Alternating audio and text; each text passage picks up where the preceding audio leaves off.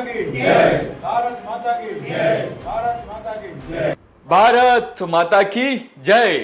નેતાઓ નારા લગાડતા હતા તો તેમની સાથે અમે પણ નારા લગાડી લીધા છે ને હવે ખબરની વાત કરું જેના કારણે આ વિડીયો તમે જોઈ રહ્યા છો તો આમ આદમી પાર્ટીના ચંદુભાઈએ આમ આદમી પાર્ટીને દિવસે તારા બતાડ્યા છે અને હવે તેઓ ભાજપમાં જોડાયા છે જેના કારણે અહીં નારા લાગી રહ્યા હતા।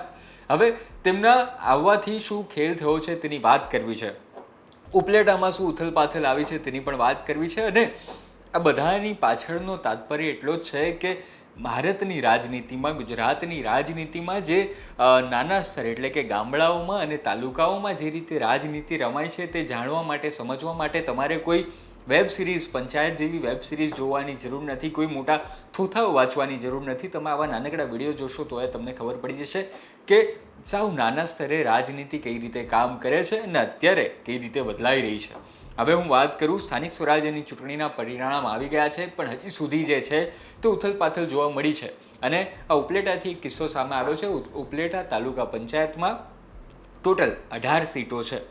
18 સીટોમાંથી જ્યારે પરિણામ આવ્યું ત્યારે 9 સીટો ભાજપ પાસે આવી, 8 સીટો કોંગ્રેસ પાસે આવી, તો બચેલી એક સીટ ગઈ ક્યાં? તો આ એક સીટ જે છે તે આમ આદમી પાર્ટીના ચંદુભાઈ જાદવ પાસે આવી, તેઓ વિજેતા બન્યા। હવે ચંદુભાઈ જાદવ કોણ છે?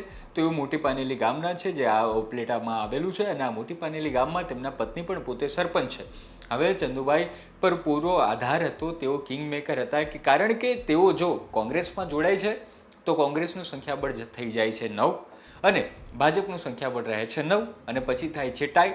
તો ટાઈ થાય ત્યારે શું થાય? તો ત્યારે પછી ચિઠ્ઠી ઉછાળવામાં આવે ને ત્યારે જેનું નસીબ હોય તેને જે છે તે સત્તા મળતી હોય છે। પણ હવે થયું એવું કે ચંદુભાઈ જો ભાજપમાં જોડાઈ જાય છે તો ભાજપનું સંખ્યાબળ થઈ જશે 10 અને પછી થાય બસ કે હવે ભાજપની સત્તા આવી જશે। અને શું થયું? તો થયું એવું જ કે ચંદુભાઈ જે છે તે આમ આદમી પાર્ટીમાંથી હવે ભાજપમાં આવી ગયા છે।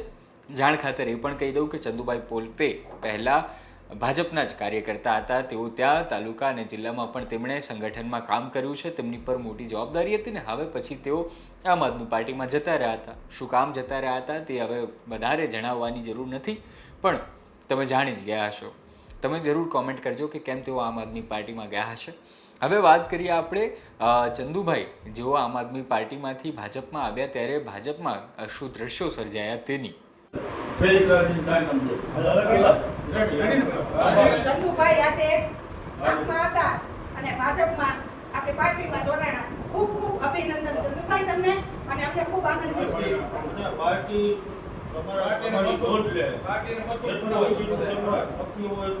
તમને સારા વિચારો આવ્યા। તમે અમને સાંભળ્યા, હવે આપણે સાંભળી લઈએ ચંદુભાઈને અને ચંદુભાઈનું જેમણે કેસરિયા કરાવ્યું છે તેવા ઉપલેટાના ધારાસભ્યને પણ સાંભળીએ કે તેમણે ચંદુભાઈ માટે શું કહ્યું।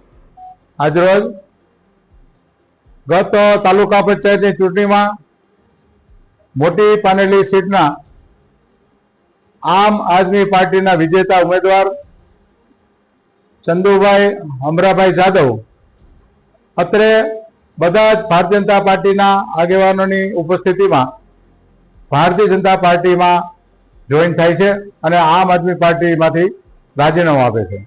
આ સંદર્ભમાં મારે એ કહેવાનું છે કે ચંદુભાઈ જાદવ એમને પાનેલીના સરપંચ તરીકે પાનેલી ગામની ખૂબ જ સેવા કરી છે, એમાં ખાસ કરીને છેવાડાના દલિત શોષિત પીડિત પરિવારોની કાયમના માટે સેવા કરતા રહ્યા છે।